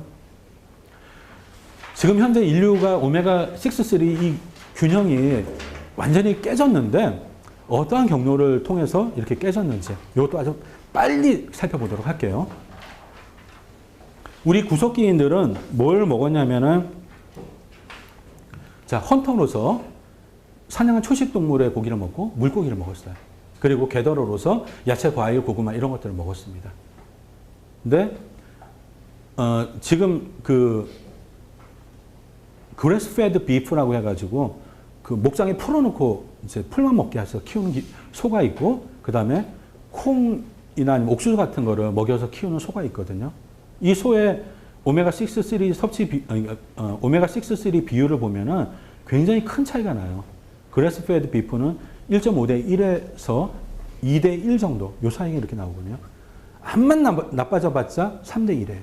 근데 콩만 먹고 키운 이런 소들 많죠. 마블링 한다는 게 뭐예요? 콩하고 옥수수만 먹이는 거예요. 그러면은 지방간이 생기고 그다음 근육 사이에 지방이 이렇게 막 들어가가지고 되게 맛있는 그런 고기가 되는 거죠. 마블링 이게 바로 그레인페이드 비프입니다. 근데 아예 그냥 평생을 이렇게 이렇게 보통 많이 먹여요. 그러니까 미국에서는 주로 이제 풀 먹이다가 막판에 한 100일 정도만 이렇게 마블링 하는데 우리나라는 그냥 처음부터 끝까지 마블링 하는 거잖아요. 풀 안 먹잖아요. 우리나라 소들은. 자, 그래서 우리 선조들은 고기를 많이 먹었을 텐데 그 고기도 오메가3가 굉장히 풍부한 고기를 먹었을 거예요. 그리고 제가 몇 가지 야채들을 뽑았는데 이게 샐러드 뷔페 가면은 많이 있는 이제 야채들입니다. 다 1대1 혹은 1대1 미치예요. 오메가3가 더 많아요. 풀에는. 그러니까 이 소가 이런 거 먹고 자라면은 오메가6, 3 비율이 이렇게 좋은 그런 소가 되는 겁니다. 그래서 우리 구석기 선조들은 1대1로 먹었을 거라고 지금 생각을 하고 있어요. 다음 슬라이드 볼게요. 근데 농업혁명이라는 게 이제 일어납니다. 한 10,000년 전에 일어났는데요. 밀, 쌀, 보리 이런 것들을 이제 주식으로 삼아요. 얘네들의 특징은 뭐냐면은 세츄레이티드 패티 액시드가 많고 오메가6가 많아요. 그리고 오메가3 함유량이 적어요. 그래서 이 농업혁명을 기점으로 해가지고 한 4대 1 정도 이렇게 이제 악화되었을 거라고 지금 생각을 하고 있고요. 그 다음에 산업혁명 이후에 산업혁명 하면 도시화입니다. 그래서 노동자들이 많이 생기고 이 하층민들, 노동자들의 오메가3 상태는 더 악화되고 이제 이렇게 쭉 흘러가고 있었는데 이제 아주 큰 사건이 생겨요. 그걸 살펴보도록 할게요. 식용유가 우리 식단에 이제 들어온 겁니다. 이 식용유가 한 70년, 80년 전까지만 해도 우리 식단에 없었어요. 옛날에 그러면은 우리 할머니들은 계란 후라이를 할 때 콩기름 안 붓고 뭘 먹었냐면 돼지기름, 라드 아니면 버터를 이렇게 묻히면은 기름이 좀 나오잖아요. 거기다가 달걀 후라이를 했어요. 식용유 안 썼습니다. 식용유 언제부터 썼냐면은 2차 세계대전 이후 그때 옥수수하고 콩이 이제 풍작을 일어요. 미국에서. 그래서 미국 정부에서 골머리를 썩습니다. 왜냐하면 농민들이 막 그 밭을 막 갈아엎어요. 폭동을 일으키고. 하니까 어느 정부나 하는 일이겠지만은 옥수수하고 콩의 그 섭취를 권장합니다. 이게 보시면은 United States Food Administration, 미국 정부예요. 미국 정부에서 만든 포스터인데 콩이 지금 많으니까 이런 것들을 이렇게 만들어가지고 콩을 많이 소비해 주십시오. 이런 캠페인을 벌입니다. 우리나라 정부도 배추가 이제 많이 나면은 뭐 국회의사당이나 뭐 이런 데서 김장 담그고 그러잖아요. 캠페인하고 한 포기 더 담그자. 그러니까 마찬가지거든요. 이거는 어느 정부나 다 하는 겁니다. 무슨 악의를 가지고 한 건 아니에요. 좀 다음 슬라이드 볼게요. 이때 콩기름, 옥수수 기름이 처음으로 나왔어요. 이때. 이걸 많이 먹으라고 권장을 했어요. 많이 먹으라고. 그때 이제 나왔던 것 중에 하나가 요겁니다. 마졸라 콘 오일. 마졸라라고 하는 상품명이고요. 옥수수 기름이에요. 여기 보시면은 할트햇이라고 이렇게 붙어져 있죠. 할트햇이라고. 옛날에는 정말 할트햇인 줄 알았어요. 옥수수 기름이. 지금은 이거 보면은 저거 안 띄나 막 그러는데 이게 최근에 찍은 사진이거든요. 아직까지 이 할트햇이라는 이걸 붙이고 있어요. 한때는 이게 건강이 되게 좋은 줄 알았습니다. 콩기름, 옥수수 기름이 한때는. 자, 다음 슬라이드 한번 볼게요. 왜 좋은 줄 알았냐면은 1961년도에 아하 미국 심장학회예요. 여기서 불포화 지방산 섭취를 권장했습니다.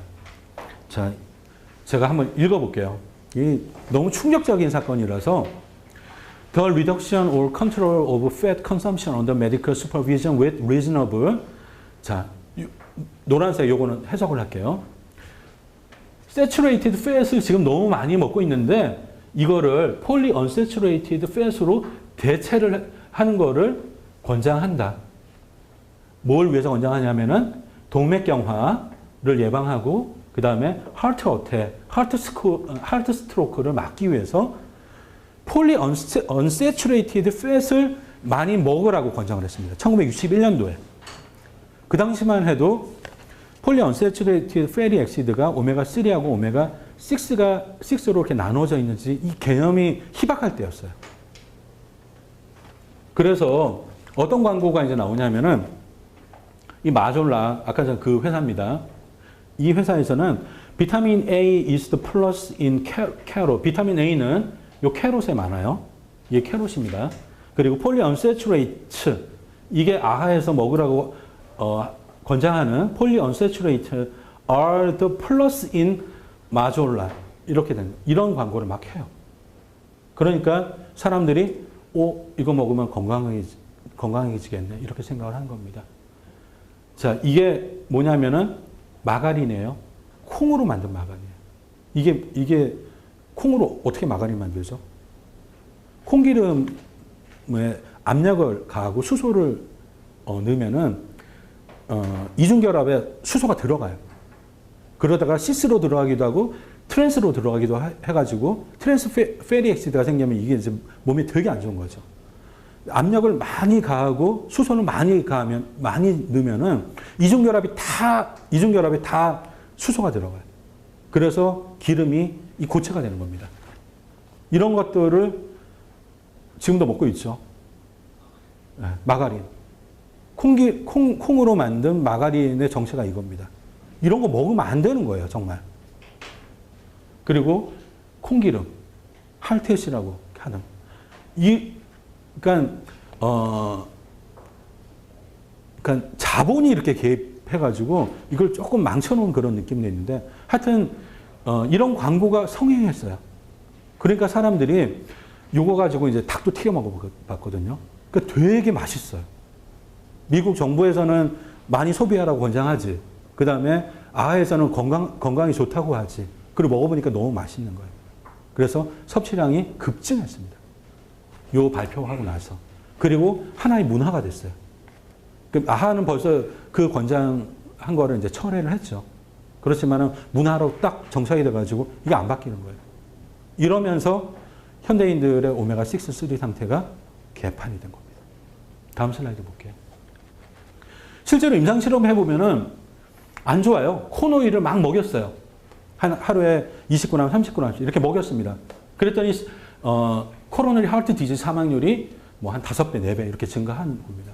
그러니까 바로 아에서는 철회를 했죠. 그리고 미국 심장학회에서는 이제 새로운 리커멘데이션을 합니다. 오메가3를 많이 먹으라고. 자, 요것도 이제 한번 쓱 읽어보도록 하세요. 한 번씩은 다 봤던 걸 겁니다. 다음 슬라이드 볼게요.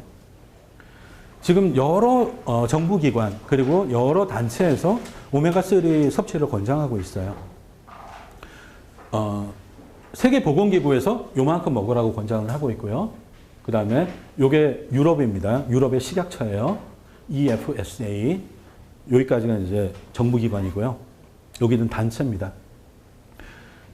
그 미국 사이키애트릭 어소시에이션 정신과학회죠. 여기서도 오메가3를 먹으라고 해요. 국방부에서도 이렇게 먹이라고 합니다. 왜냐하면은 전투를 하려면 이제 팀워크 이런 것들이 되게 중요해요. 근데 오메가3를 먹으면은 이 불행 상태가 개선이 돼가지고 팀워크 같은 게 이제 생기고, 그 다음에 군대에서 서로 막 싸우다가 죽기도 하고, 그 다음에 누굴 괴롭혀가지고 얘가 자살하기도 하고, 그런 문제 되게 많이 발생하잖아요. 그런 것들을 예방하기 위해서 오메가3 섭취를 권장하죠. 군인들한테도. 다음 슬라이드 볼게요. 자, 오메가3 보충제 역사, 이것도 아주 짧게 살펴보도록 하겠습니다. 로마 군인들의 식단에 올랐다는 기록이 어디인가 이렇게 조금 있어요. 한 구석에 보면 있습니다. 지금 눈으로 보면 그럴 수도 있겠다라고 생각을 했고요. 생각을 할 수가 있고, 바이킹들이 이제 오메가3를 먹었죠. 대구 간유의 형태로. 대구 간유 어떻게 만드는지 아세요? 대구를 잡아가지고 간을 이렇게 추출을 해요. 그거를 막 난도질을 합니다. 그래가지고 커다란 그 나무통에다가 집어넣어요. 그리고 물을 조금 부어요. 그러면은 간에 효소가 있을 거 아니에요. 그게 다 녹여요. 그래서 액체가 됩니다. 그게 대구 간유예요. 보통 한 1g, 1g, 대구 간유 1g을 먹으면은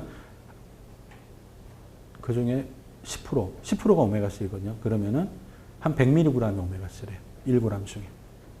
이게 최초의 오메가3 보충제죠.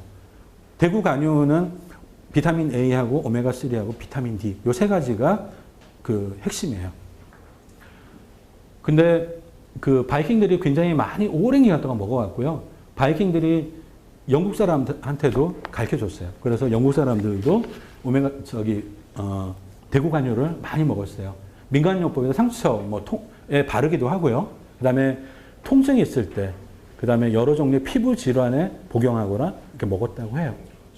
1970년대, 이때 영국 의사들이 류마티즘하고 리켓을 치료제로 쓰기 시작합니다. 일부, 많이 쓴 건 아니고요. 류마티즘은 지금도 오메가3 먹으면 류마티즘 요게 개선이 되죠. 그 다음에 1941년도에 닥터 베넷이라고 하는 사람이 책을 하나 쓰는데, 대구 간유가 리켓하고 류마티즘, 가우트, 튜버클로시스에 효과가 좋다는 그런 좀 자세한 경험담, 이거를 이제 책으로 써내요. 그 책이 데이트가 돼 있거든요. 그러면서 이제 의학계가 본격적으로 대구 간유에 주목하고, 이때부터 대구 간유 시장이 이제 폭발하기 시작해요. 다음 슬라이드 볼게요. 요 그림 본 적 있으세요? 어떤 사람이 커다란 물고기고 대구거든요. 대구를 메고 가는 이 그림. 이게 스캇 이머전이라고 해가지고 한 시대를 풍미했던 그 대구 간유 제품이에요. 여기 보면은 이제 어떤 내용이냐면은 가게 가면은 스캇 이머전을 찾아라. 근데 얘기하면은 아마 가게에서는 이거 똑같은 거라고, 이제 이거 드셔도 된다고 할 텐데 믿지 말고 꼭 나는 이게 이 마크가 있는 거를 먹겠다고 얘기해라. 뭐 이런 그 신문 광고예요. 이 스캇 이머전 이 제품 광고가 지금 남아있는 게 한 100개 정도가 있어요. 인터넷 찾아보면 굉장히 많고, 중국 신문에도 이렇게 그 광고 한 개 이렇게 나오고, 그거 보면 되게 재밌습니다. 근데 한 시대를 풍부했던 이 대구 간유가 타격을 받아요. 두 번 타격을 받는데, 첫째는 비타민 A 과다 복용에 대한 우려가 이제 한번 일어나거든요. 이때 한번 타격받고요. 그래서 비타민 A가 덜 들어가 있는 피쉬 오일, 이게 이제 대체제로 이제 등장하게 됩니다. 이때부터. 그리고 PCB, 중금속 다이옥신 축적에 대한 우려가 이제 이렇게 툭 하면 이제 올라왔어요, 옛날에.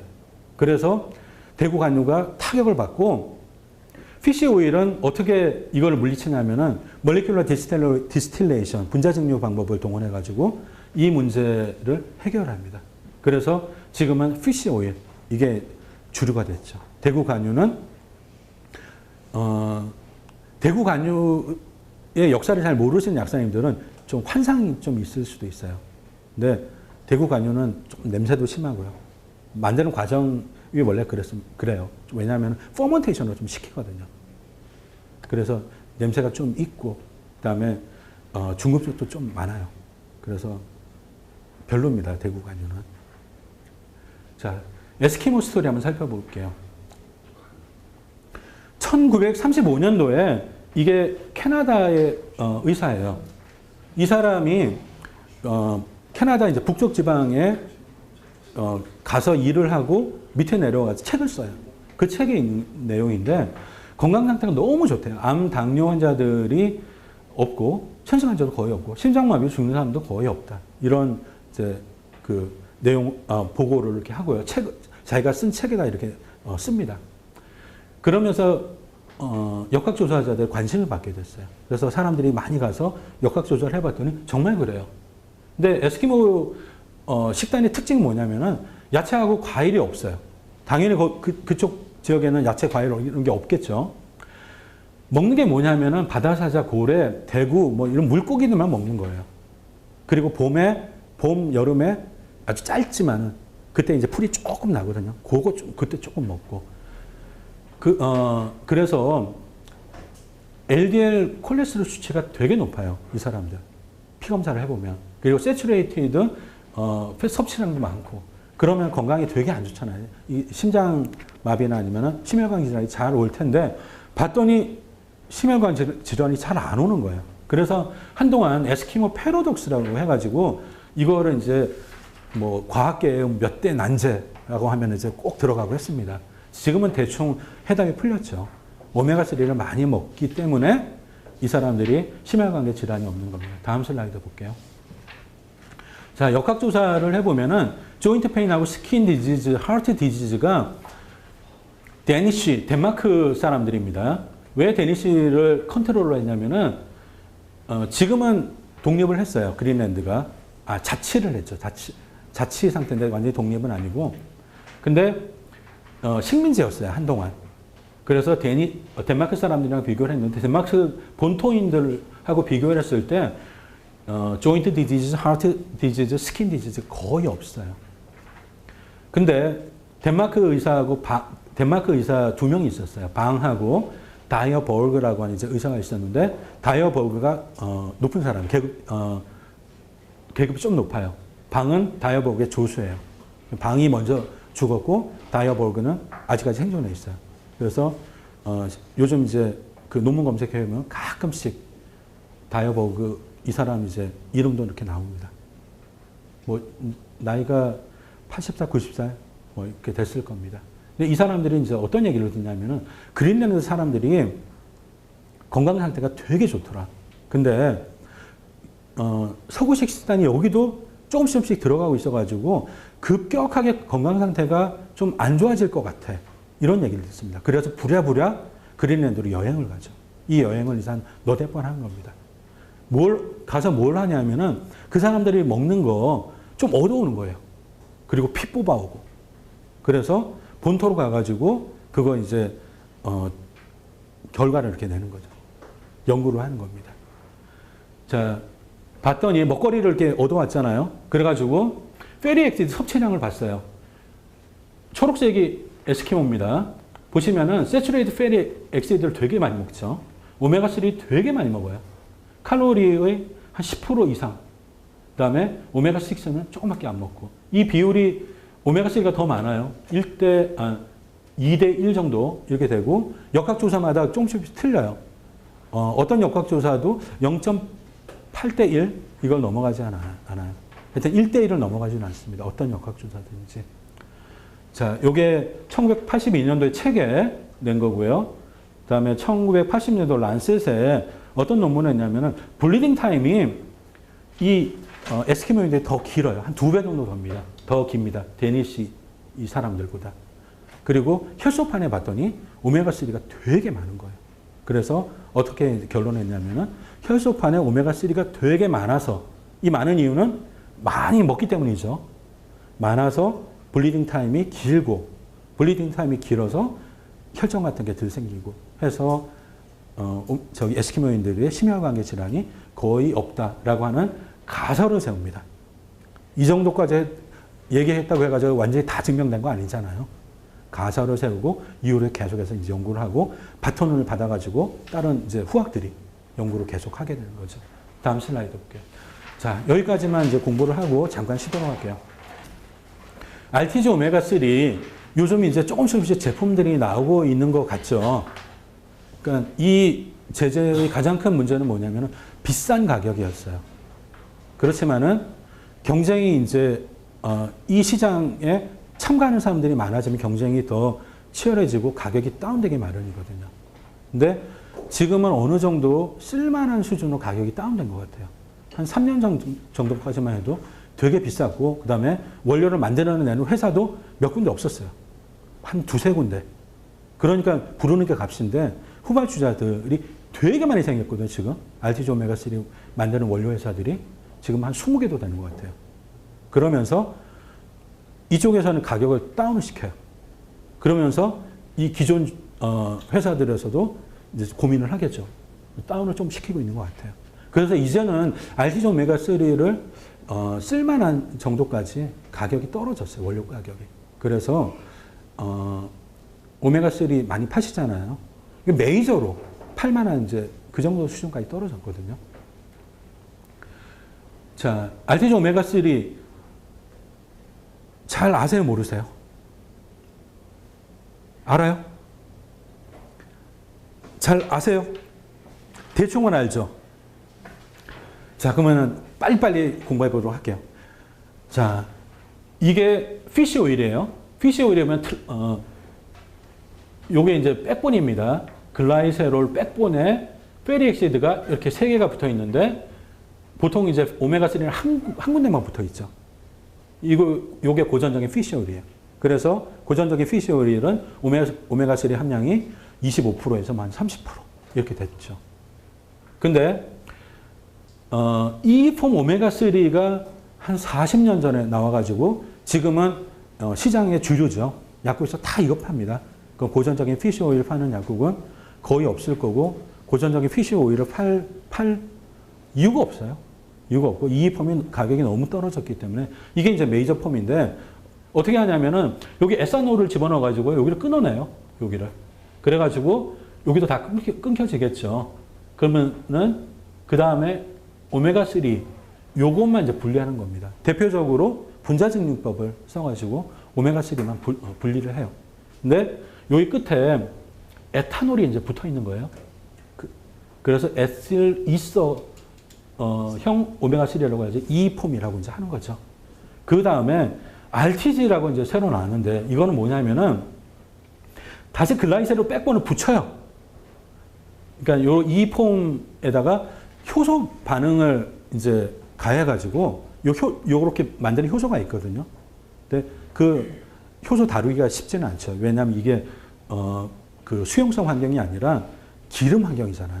여기서 효소 반응이 일어나야 되기 때문에 이게 굉장히 기술력이 필요한데 그래서 그동안에 이제 원료 회사들이 몇 군데 없었어요. 효소 반응을 이용해가지고 다시 이런 형태로 만드는 거예요. 이렇게. 오메가3만 들어가 있게끔. 그게 글라이세롤 백본에. 요게 RTG입니다. 자, 이 폼이 괜찮으면은 RTG를 쓸 이유가 없겠죠. 근데 이 폼에 단점이 있어요. 일반적인 단점을 말씀드릴게요. 흡수율이 떨어져요. 그리고 위장장애가 있어요. 그리고 시간이 지날수록 산패가 잘 돼요. 이게 산패율이 이렇게, RTG는 이렇게 올라간다면은 이 폼은 이렇게 굉장히 급격하게 올라가요. 그리고, RTG는 장점이 흡수율이, 훨씬 높고요. 잘 산패가 되지 않고, 단점, 이게 유일한 단점입니다. 비싸요. 가격만 싸면은 이거 써야죠. 이거 쓸 이유가 없죠. 지금 다음 슬라이드 볼게요. 흡수율이 어느 정도 차이가 나는지 한번 살펴보도록 할게요. 첫 번째 실험. 3,300mg 동일한 양의 EPA DHA를 먹었어요. 한 그룹은 RTG를 먹고 한 그룹은 EPOM으로 동일한 약을 먹은 겁니다. 그리고 2주 있다가 시럼의 EPA DHA 요거 실험 농도를 측정해요. 그냥 임상 실험 들어가기 전에 측정하고 요때 측정해가지고 얼마만큼 늘었나 2주 있다가 이 측정한 거를 단기 흡수율의 이제 지표라고 본 겁니다. 그랬더니 RTG는 이만큼 증가를 시켰고요. EPOM은 요만큼 증가시켰어요. 한 2배 정도 이렇게 차이 납니다. 2배 정도. 다음 슬라이드 볼게요. 두 번째 실험. 2000mg의 동일한 오메가3. 하나는 RTG, 하나는 EPOM이에요. 6달 동안 복용을 시켰어요. 그 다음에 오메가3 인덱스, 아까 전에 공부했죠. 적혈구 이제 뽑아가지고 이게 조사하는 겁니다. 이 오메가3 인덱스의 변화를 살펴봤어요. 이거는 장기 흡수율의 지표라고 쓰기 딱 적당하거든요. 그랬더니 요거는 이제 서구에서 한 건데 좀 그 임상실험을 참가한 사람들의 오메가3 상태는 좀 괜찮아요. 한 7 정도 되니까. 이 사람들이 EPOM 먹은 사람들은 한 10일 정도가 됐고요. 그 다음에 RTG를 먹은 사람들은 13이 됐어요. 이만큼 이렇게 차이가 나요. 그러니까 단기 흡수율, 장기 흡수율 이렇게 이제 차이가 나는 겁니다. 오메가3 인덱스가 뭔지는 아까 전에 공부를 했고요. 그 다음에 오메가3 인덱스가 굉장히 유용하다는 것도, 유용한 지표라는 것도 아까 전에 한번 논문 한번 봤어요. 근데 논문 하나 더 볼게요. 2002년 역학조사입니다. 이 굉장히 좋은 저널에 발표된 겁니다. 한번 보시면 알겠지만 아마 뉴 잉글랜드 저널 오브 메디슨 아니면 하여튼 그 정도 급이에요. 서든 카디악 데스가 일어날 확률이 오메가3 인덱스가 6에서 10 사이. 이 사람들은 이 사람들의 5분의 1밖에 안 돼요. 이만큼 그 서든 카디악 데스를 잘 막아주죠. 이렇게 오메가3 인덱스가 나쁜 사람들이 외국에만 있는 게 아니라 우리나라에도 되게 많습니다. 자, 효능의 차이를 한번 볼게요. 흡수율이 높으니까 당연히 효능도 뛰어나겠죠. 효능의 차이를 보는 임상 데이터가 그렇게 많지는 않아요. 오메가3의 대표적인 효능, 아주 지표로 아주 크게 이렇게 나온 게 뭐냐면은 트리글레사라이드 혈중 농도 떨어뜨린 거잖아요. 이게 한 400인 사람이 200으로 이렇게 떨어지고 하니까 이게 이제 떨어지는 폭이 굉장히 크고 이게 잘 확립돼 있으니까 TG를 얼만큼 잘 떨어뜨리는지 요 임상 실험 해봤거든요. 자, 1000mg EPA하고 670mg DHA를 어떤 사람은 RTG 폼으로 먹고요. 어떤 사람은 EE 폼으로 먹었어요. 그랬더니 TG가 한 17% 또 이렇게 떨어졌고요. EE 폼으로 먹은 사람들은 한 9% 이렇게 떨어졌어요. 흡수율이 한 1.8에서 한 2배 정도 높으니까 그만큼 효능도 그 정도 이렇게 높은 겁니다. 다음 슬라이드 볼게요. RTG 흡수율이 높은 이유는 뭐냐면은 요거를 아주 간단히 살펴보도록 할게요. 이 폼은 어떻게 흡수가 되냐면은 자, 이렇게 먹었잖아요. 그러면은 마이셀 안으로 들어가요. 그 다음에 췌장에서 분리되는 리파제에 의해 가지고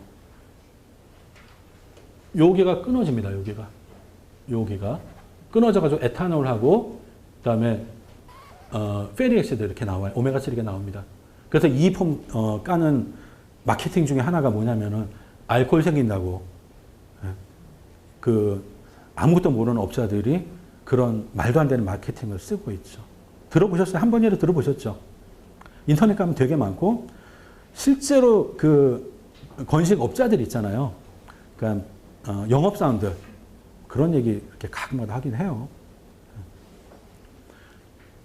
자, 이렇게 이제 된 다음에 그 소장 상피세포로 흡수가 되고요. 여기서 다시 이제 트리글레사라이드가 다시 만들어져요. 백본에다가 다시 다 붙어가지고 이제 전신 순환을 도는 겁니다. 근데 문제는 뭐냐면은 이 폼은 마이셀 안으로 일단 잘 안 들어가요. 마이셀 안으로.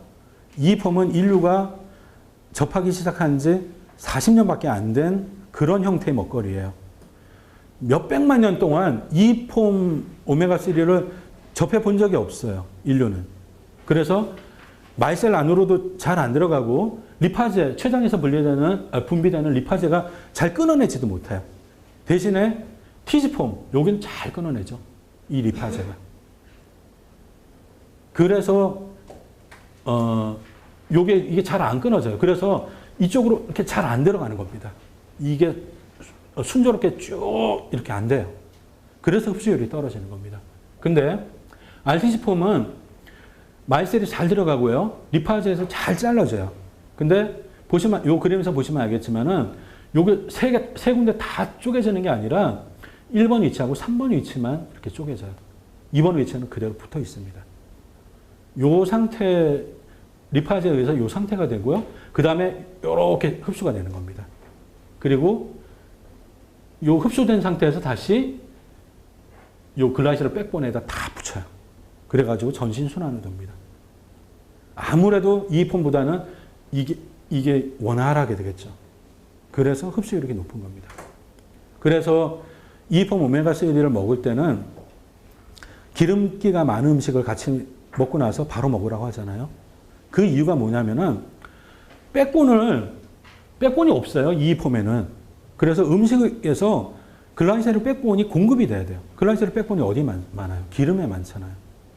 그러니까 기름기가 많지 않은 음식을 먹고 나서 이 폼을 먹으면은 흡수율이 더 떨어지는 겁니다. 서양 애들 그 임상실험 할 때 흡수율이 뭐 50%라 했다 하면은 우리나라 사람들은 더 낮게 봐야 되는 거예요. 왜냐하면은 기름기 있는 음식을 많이 안 먹잖아요. 우리나라 사람들은. 자, 다음 슬라이드 볼게요. 자, 초임계 이산화탄소 추출법, 초임계 크로마토그래피법. 요거 들어보셨죠? 이 방법을 써가지고 KD 파마라고 하는 회사에서 오메가3 원료를 만들어요.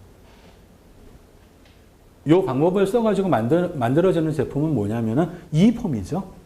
이 폼이 만들어지고 그 다음에 효소를 집어넣어가지고 그 다음에 이제 RTG 원료가 만들어지는 겁니다.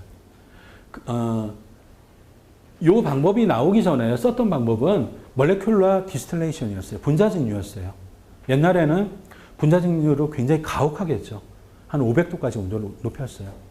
그러면서 그 열을 못 이겨가지고 산패가 되고 막 끊어지기도 하고 그래서 나오는 원료의 오메가3 그 품질이 되게 안 좋았습니다. 그래서 KD 파마가 그거 가지고 공격을 막 하고 우리는 낮은 온도에서 하니까 그런 일 없다. 깨끗하다라고 마케팅을 굉장히 많이 했죠. 근데 몰레큘러 디스틸레이션도 점점 개량이 돼요. 그래서 최근에는 옛날처럼 그렇게 가혹한 방법을 안 쓰고 마던 몰레큘러 디스틸레이션 이런 이제 얘기를 하는데 좀 현대식 분자증류 이렇게 해석할 수 있겠죠.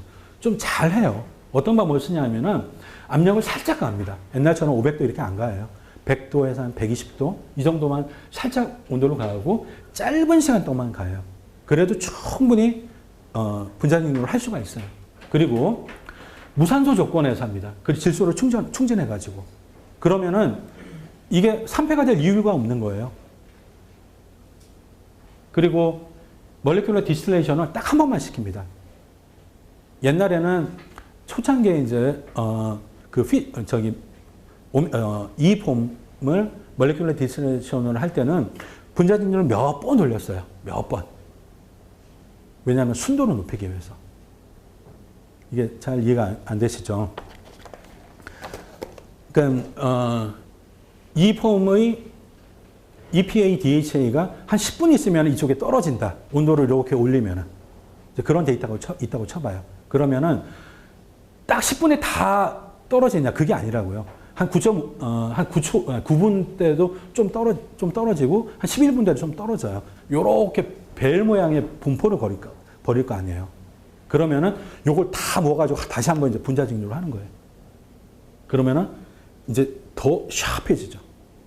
이게 몇 번 하면은 순도를 이제 90%, 95%까지 이렇게 올립니다. 근데 이렇게 하면은 안 좋겠죠. 산패도가 높아지겠죠. 그래서 한 번만 한다, 우리는. 네. 어떻게든 한 번만 한다.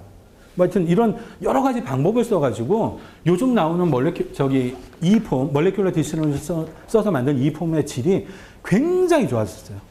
그 데이터를 보면은 깜짝 놀랍니다. 여기서 더 이상 좋을 수는 없다. 이 정도 수준이거든요. 자, 다음 슬라이드 한번 볼게요. 그리고 현대식 분자직류의 장점을 그대로 다 가지고 있어요. 장점이 뭐냐면 순, 납, 환경호르몬, 농약, 그리고 콜레스테롤을 아주 확실하게 제거할 수 있는 방법이거든요. 이거는 분자직류를 쓰면 무조건 해결되는 문제입니다. 암만 기술력이 없는 회사에 해도. 그리고 생산 과정이 끊기지 않고 쭉 연결이 돼요. 빨리 되고, 그래서 그 일관 작업이라고 하죠. 한꺼번에 이렇게 쭉 해가지고 여기서 원료가 다 만들어집니다. 생산 과정이 단순하기 때문에 가격이 싸요. 근데 아까 전에 이제 KD 파마에서 쓰는 그 방법을 쓰면은 생산 과정이 한번 끊겨야 돼요. 그리고 끊겨야 되고 뭐 그래가지고 좀 가격이 비쌉니다. 그래서 가격이 비싼지는 모르겠어요. 원래는 가격이 싼데 비싸게 파는 건지 아니면은 정말 단가가 생산 단가가 비싸게 파는 건지는 잘 모르겠지만은 일단 되게 비싸게 팔죠. 그 원료를. 좋은 오메가3를 고르는 법에 대해서 가르쳐달라고 저한테 물어보세요. 근데 저라고 뾰족한 방법이 없고요.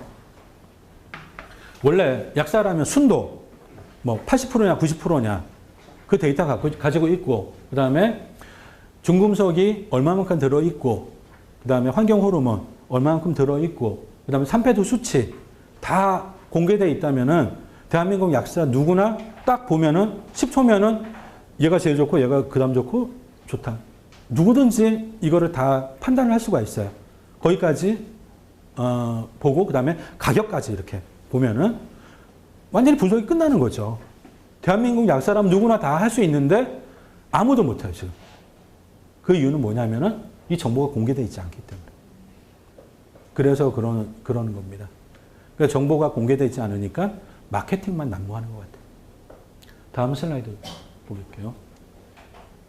RTG 오메가3가 이제 쓸만한 정도로 가격이 떨어졌어요. 그래서 제가 한번 만들어 봤습니다. 120 캡슐이 들어가 있고요. 한 통에. 한 알에 1000mg이에요. 다음 슬라이드 볼게요. 1000mg 안에 DHA하고 EPA는 한 750이 들어가 있고요. 그 다음에 티즈 형태, 그러니까 백본의 무게까지 합치면은 80% 정도. 이게 순도가 그렇게 되고요. 그 다음에 납, 카드뮴, 수은, PCB, 요게 이제 환경 호르몬이죠. 이게 식약처 기준입니다. 식약처 기준이고요. 그 다음에 요게 제가 쓴 원료 기준입니다. 어떤 원료를 썼냐면은 올가닉 테크놀로지라고 하는 원료 회사예요. 이 원료 회사는 자기들 정보를 다 인터넷에 공개를 해요.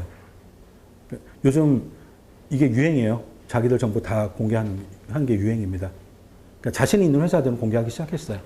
그 중에 하나고 대표적으로 노르딕이 공개를 했어요. 그러니까 홈페이지를 가면은 나와 있지는 않은데 구석구석 이렇게 찾아보면은 강연부터 해가지고 이렇게 한 며칠 이렇게 찾아보면은 사실 공개한 거나 마찬가지죠. 다 공개를 했어요. 얘네들은 퍼록사이드 밸류가 얼마고 뭐 무슨 밸류가 얼마고 다 공개가 실질적으로는 된 거예요. 그러니까 저는 그걸 다 이렇게 확인을 했어요. 며칠 이렇게 걸려가지고. 근데 이 회사는 이 정보를 다 공개했기 때문에 제가 이제 믿고 쓰는 거고요. 그다음 아이포스 5스타 등급을 받았는데 이게 어떤 의미냐면은 아이포스라고 하는 3자 인증 기관이 있어요. 이 기관이 필요하다고 사람들이 이제 생각하기 시작했는데 일단은 소비자들이 3자 인증 기관이 필요하다. 이런 얘기를 먼저 꺼냈어요. 왜냐면은 좀 알고 사고 싶다는 거죠. 그리고 먹고 싶다. 그 다음에 판매자들도 3자 인증기관에서 인증기관에서 인정해 주는 게 좀 필요하겠다. 왜냐하면 우리들도 모르니까. 우리들 몰라서 답답하다. 뭐가 좋은 건지. 그래서 이런 요구가 있면서 생산자들이 이제 거기에 동조를 해가지고 초창기에 이제 3자 인증기관이 한 100개가 생겼어요. 그러다가 막 치열하게 싸우다가 다 망하고 아이포스가 이제 살아남았죠. 그래서 지금은 다 아이포스라고 하는 인증기관에다가 다 의뢰를 하고 여기서 인증을 해줘요. 그래서 인증 두 가지가 있어요. 일반 인증하고 특별 인증. 일반 인증은 기준이 대충 어느 정도냐면 미국, 캐나다 식약처에서 이렇게 허가하는 그 기준이 일반 인증이고, 그 다음에 특별 인증, 아이포스 5스타인데 이거는 그거보다 훨씬 더 엄격해요. 한 두서너 배 정도 이렇게 엄격합니다. 그래서 이거를 통과했다고 하면 일단 믿을 수가 있는 거거든요. 그리고 퍼럭사이드 밸류, 아니시드 밸류, 이게 산패도의 지표예요. 이게 우리나라 식약처에는 이게 기준이 없습니다. 식약처에서 검사를 해요. 외국에서 이제 들어오면은, 혹은 우리나라 회사에서 만들면은 다 식약처에 보내서 식약처 검사를 합니다. 납이 얼만큼 들어있는지, 카드뮴이 얼만큼 들어있는지, 이거는 검사를 해요. 그래서 우리나라 기준에 통과돼야지만은 판매를 할 수가 있는 겁니다. 판매를 못하면은 식약처에서 생산 중지, 그러니까 판매 중지 명령을 내리죠. 그 다음에 이런 함량도 다 식약처에서 다 검사를 해요. 이걸 검사 안 하기 때문에 업자들이 장난을 칠 수 있는 여지가 있는데, 뭐냐면은 몰리큘러 디스틸레이션을 한 여러 번 돌려가지고 순도 95%짜리, 그다음에 한 알에 1200mg 이품 들어있는 최고급, 뭐 전 세계에서 가장 뭐 순도 높은 오메가3 제품 해가지고 들고 오는 거 있잖아요. 그러니까 얘 정체를 모르잖아요. 근데 우리나라 사정을 잘 이용을 해가지고 이런 장난을 칠 수가 있는 여지가 있어요. 그래서 그런 제품 너무 좋다고 생각을 하지 마세요. 일단 한번 의심을 해보셔야 됩니다. 정말 필요해요. 왜냐하면 그런 거 딱히 먹으면요, 니글니글한 제품들이 좀 있을 거예요. 속이 니글니글한 거. 그리고 칼로 이렇게 딱 잘랐는데 생강 냄새가 확 이렇게 올라오는 거. 이게 칼로 자르는 게 왜 필요하냐면은 애기들 먹일 때 있잖아요. 과일 주스에다가 오메가3 이렇게 살짝 칼로 급내가지고 이렇게 짜서 과일 주스에다가 타서 먹이면 되거든요. 애기들은. 아이들은. 그래서 이게 제가 한번 잘라봤는데 냄새가 푹 올라오는 게, 아, 이게 그 오메가3인가 보다. 그런 생각이 들더라고요. 자, 다음 슬라이드 한번 볼게요. 오메가3가 산패되면 어떤 문제가 생기냐면 역한 냄새가 나고요. 그다음에 오메가3 양이 감소를 하잖아요. 이게 영양학적으로 가치가 떨어져요. 부작용이 생길 수가 있습니다. 그러니까 산패 부산물인 알데하이드가 단백질하고 결합해가지고 체내 항산화 상태를 악화시켜요. 그리고 산패된 오메가3는 직접적으로 동맥경화를 일으키죠. 그러니까 이런 문제 때문에 산패도가 사실은 굉장히 중요한 겁니다. 요게 전 세계적으로 어느 정도 산패드 기준은 요 정도면 되겠다는 기준이 이제 어느 정도 그 합의가 이루어졌어요. 그러니까 GOED 요거는 생산업자들 단체예요. 오메가3 원료 만드는 한 100개 정도 원료 회사가 결합해 있는 이제 그런 단체인데, 이 단체에서도 불시에 이렇게 수거해가지고 조사를 합니다. 그래서 얘네들도 공신력을 높이기 위해서 여러 가지 방법을 쓰는 거예요. 그래가지고 뭐 몇 번 이렇게 빠꾸 맞으면은 GOED 이 단체에서 뭐 탈퇴시키고 이런 게 있어요. 그 다음에 아이포스는 가장 유명한 3자 인증기관이고, 미국, 캐나다 정부에서는 퍼럭사이드 밸류하고 아니시드 밸류가 한 요 정도는 돼야 된다. 최소한. 요 밑으로 돼야 된다. 라고 했고요. 그 다음에 유럽, 호주, EU도 뭐 그렇게 큰 차이는 없어요. 이 정도 기준으로 우리나라 식약처도 빨리 기준 잡아야 됩니다. 국민 건강을 위해서. 자, 다음 슬라이드 볼게요. 자, 이거는 2015년 나온 논문인데요. 뉴질랜드에서 판매되고 있는 36개의 오메가3 제품을 수거를 해가지고 검사를 했어요. 산패도 수치를 이렇게 나타내준 지표로 뭘 썼냐면 퍼럭사이드 밸류하고 아니시드 밸류하고 그다음에 토탈 옥시데이션 밸류거든요. 토탈 옥시데이션 밸류. 요 세 가지를 이제 썼는데, 아이포스 인증 기준이 요겁니다. 5고요. 그 다음에 아니시드는 20이고, 그 다음에 토탈 옥시데이션 밸류는 25예요. 요게 아이포스 인증 기준이고요. 그 다음에 아까 전에 봤던 저희 회사 그 제품이 들어간 원료는 177이에요. 아주 극도로 산패도가 낮은 그런 원료고요. 보시면 알겠지만은 어떤 제품보다 뛰어나요. 뉴질랜드 파는 어떤 제품보다 뛰어나고, 그 다음에 봤더니 그 산패도 항목을 세 가지를 다 충족시키는 제품은 이 36개 중에 3개밖에 없었어요. 10%가 채 안 돼요. 근데 이 원료는 그냥 세 가지 다 충족시키고 아주 낮은 수준으로 다 맞춰주잖아요. 그만큼 좋은 원료입니다, 이게. 다음 슬라이드 부탁드릴게요. 자, 여기까지 하고 좀 쉬도록 할게요. 질문 있으실까요? 산패도가 네. 오메가3를 사서 출하가 돼가지고 네. 시간이 지나면 안에서 조금씩 올라가요. 조금씩 올라갑니다. 그래서 어떤 데에서는 오메가3도 냉장 보관 하자고 이렇게 이제 주장하는 사람도 있어요. 그게 근거가 없는 건 아닙니다. 근데 RTG 오메가3 특히 이 폼은 정말 냉장 보관하고 냉장 배송하고 그래야 될 것 같아요. 제 생각에는. 왜냐하면은 논문 보면은 이 산패도가 이게 악화되는 게 되게 가팔라요. 네. 네. 오메가3가 네. 2차 심근경색을 예방한다고 했는데 네. 그러면 심근경색으로 스텐트 시술을 한 분들은 네. 약을 복용하는데 네. 항혈증제를 들어가잖아요. 네. 보통 이제 2가지 네, 넣죠. 그렇게 되면 오메가3를 보충을 하면 혹시 네. 또 출혈에 부작용이 있지 않을까요? 출혈의 부작용은 없어요. 드셔도 아무 이상 없어요. 네. 아무 이상 없어요. 그 용량이 기준이 있을까요? 상용량이죠. 상용량이라고 하면은 그러니까 보통 상용량이라고 하면 지금까지는 4,000mg을 상용량이라고 했어요. 왜냐면은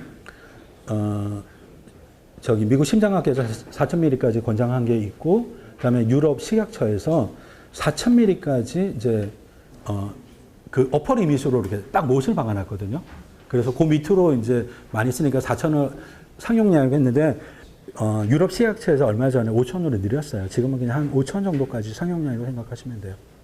그리고 혹시 잘 아실지 모르겠지만은 아스피린 저항성이라는 게 있어요. 그 다음에 클로피도그레 저항성이라는 게 있어요. 어떤 사람은 아스피린하고 클로피도그레 먹으면은 그 스텐트에 그 혈전이 생기는 거를 잘 막아줘요. 근데 어떤 사람들 이게 실패를 한 경우가 있어요. 예를 들면은 오늘 제가 자료에 넣었는지 모르겠는데 넣었을 거예요.